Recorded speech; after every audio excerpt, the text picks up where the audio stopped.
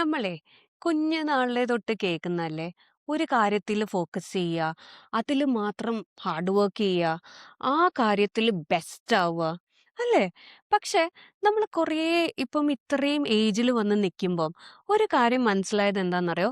ഒരു കാര്യത്തിൽ മാത്രം നമ്മൾ അങ്ങോട്ട് ബെസ്റ്റ് ആയതിനേക്കാളും നമ്മളൊരു 5 കാര്യത്തിൽ ഒരു 70% നന്നാവുന്നതാണ് നല്ലത്. അല്ലേ? അറിവുള്ളതാണ് നല്ലത് എന്നല്ലേ? അത് നമ്മുടെ പണ്ടത്തെ വില്യം ഷേക്സ്പിയറിന്റെ ഒരു ലൈനിലിടാം, എപ്പോഴും കേൾക്കാറുണ്ടാവും, jack of all trades but master of none. ഇതിന് നമ്മളൊരു നെഗറ്റീവ് ഒരു ഇതിലാണ് യൂസ് ചെയ്യുന്നത്. അതായത് അയാൾക്ക് എല്ലാം കുറച്ച് കുറച്ച് അറിയാം, ഒന്നിനും അത്ര പോരാ. പക്ഷെ അതിന്റെ ആ കംപ്ലീറ്റ് കാര്യം നമ്മൾ ആരും വായിക്കാറില്ല. നമ്മളെ ഇഷ്ടത്തിന് ഒരു ഹാഫ് പാർട്ട് മാത്രം എടുത്തിട്ടാണ് യൂസ് ചെയ്യുന്നുണ്ട്. ഇതിന്റെ ബാക്കി കംപ്ലീഷൻ ഞാൻ നിനക്ക് ലാസ്റ്റ് നമുക്ക് ഡിസ്കസ് ചെയ്യാം. ഇപ്പൊ രഞ്ജു ഇപ്പൊ പറഞ്ഞു വരുന്ന വെച്ചിട്ട് നമ്മൾ ഒരു കാര്യത്തിൽ മാത്രം ബാലൻസ് ചെയ്യാതെ പകരം കുറേ കാര്യങ്ങൾ, അതായത് ഇമോഷൻസിനെയും നമ്മളെ മണി, കമ്മ്യൂണിക്കേഷൻ സ്കിൽ, അങ്ങനെ എല്ലാ കാര്യത്തിനും അത്യാവശ്യം സ്കിൽസ് ഡെവലപ്പ് ചെയ്ത് വന്നാൽ നമ്മളുടെ ലൈഫ് അത്ര ലിമിറ്റിംഗ് ആവില്ല. പകരം കുറച്ചും കൂടി സ്മൂത്തായി കൊണ്ടുപോകാൻ പറ്റും. അതുപോലെ ഈ മൾട്ടിപ്പിൾ സ്കിൽസ് ഉണ്ടപ്പോഴാണോ നമുക്ക് കോൺഫിഡൻസ് നന്നായി കൂടും.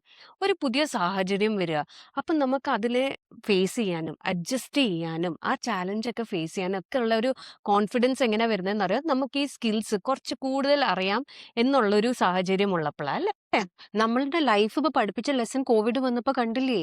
എന്താ കാണിച്ചാൽ നമ്മൾ ഒരുപാട് ഫ്ലെക്സിബിൾ ആവേണ്ടിയിരിക്കുന്നു. ഫ്ലെക്സിബിലിറ്റി എപ്പോഴാ വരുന്നത്?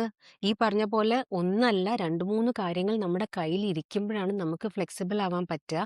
അതിനനുസരിച്ച് സിറ്റുവേഷൻ അനുസരിച്ച് നമുക്ക് അഡാപ്റ്റ് ചെയ്യാനും പറ്റും. അതെ. അതുപോലെ ഈ 70% എന്ന് പറഞ്ഞു കഴിഞ്ഞാൽ ഒരു പെർഫോമൻസ് പ്രഷറിനെ ഇല്ലേ കംപ്ലീറ്റ്ലി റെഡ്യൂസ് ചെയ്യും.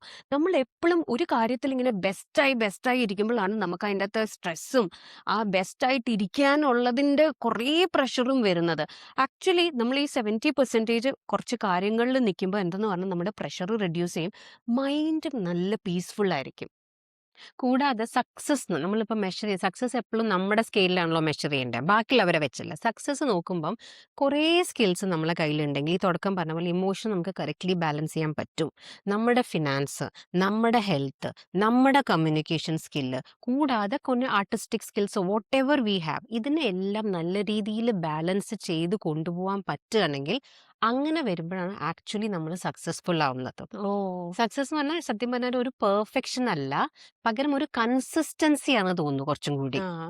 പിന്നെ ഈ 70% നമ്മൾ ഈ 5 കാര്യങ്ങളിൽ നിൽക്കുമ്പം നമ്മൾ ആക്ച്വലി കണ്ടിന്യൂസ് ലേണിംഗ് ഉണ്ടാവും. മറ്റേത് എന്തെന്ന് പറഞ്ഞാൽ നമ്മൾ ഒരു കാര്യത്തിൽ ആ, ബെസ്റ്റ് ആണല്ലോ, നമുക്കിനി അതിലൊന്നും പഠിക്കാനില്ല. ഇപ്പം ചില സാഹചര്യം ഇപ്പൊക്കെ AI വന്ന് ഉം. വരുമ്പോഴത്തേക്കിനും അയ്യോ എൻ്റെ ജോലി പോവും എന്ന് പറഞ്ഞിട്ടിരിക്കുന്നവർ ഈ ബെസ്റ്റ് ഓഫ് വൺ ആയിട്ടിരിക്കുന്ന കാര്യങ്ങളിലുള്ളവരാണ്.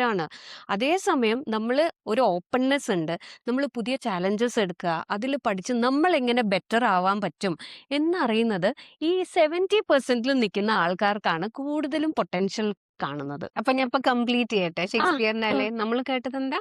Jack of all trades but master of മനസ്സിലായി. None, but oftentimes is better than a master of one.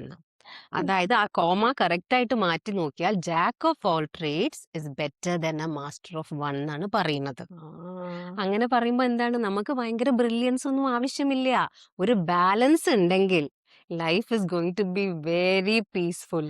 Okay. അത്രയല്ലേ ഉള്ളൂ. അതെ, സോ അതെ. Don't forget to count your blessings. നമ്മളെ കയ്യിൽ കുറെ സ്കിൽസ് ഉണ്ട്.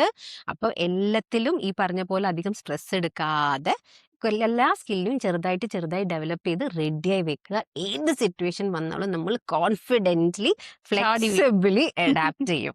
So thanks for watching echoes off with Wren and go. വീഴും.